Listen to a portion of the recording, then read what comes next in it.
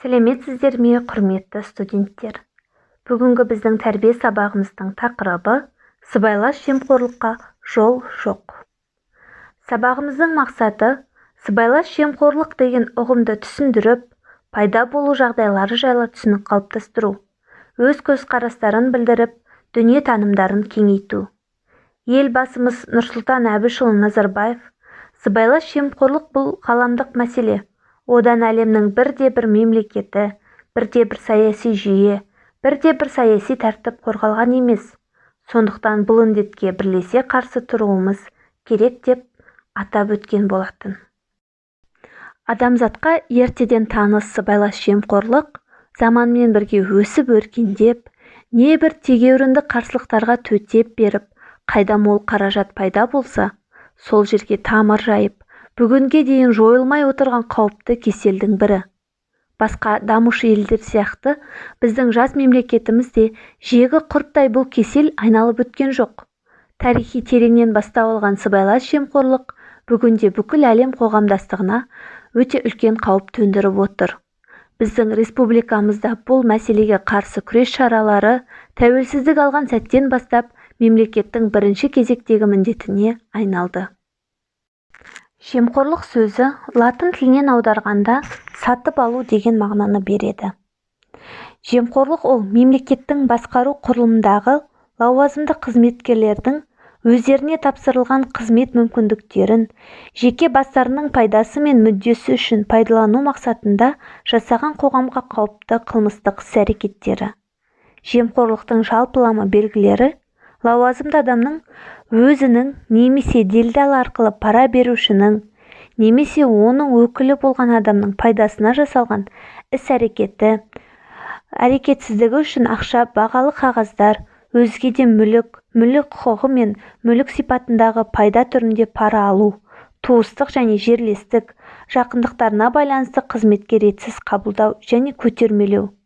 Сондай-ақ мемлекеттік және қоғамдық мүліктерді талан-таражға салу. Қазақстан Республикасы 37 мемлекет қабылданған конвенцияға қосыла отырып, 1998 жылы 2 шілдеде сыбайлас жемқорлыққа қарсы күрес туралы заң қабылданды. Қазақстанда сондай-ақ сыбайлас жемқорлық үшін қылмыстық, тәртіптік, әкімшілік жауапкершілікті реттейтін арнайы нормативті құқықтық актілерді қабылданды.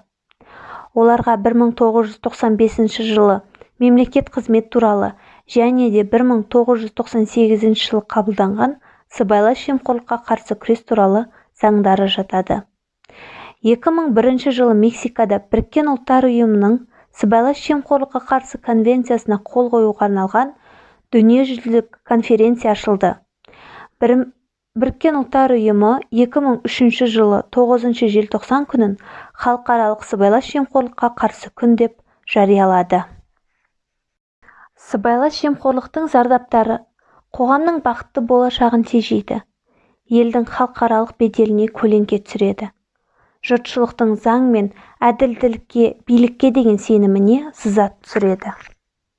Алдарыңызға сыбайлас жемқорлықты алдын алуға тәрбиелік мәні бар видеороликті ұсынбақшымын.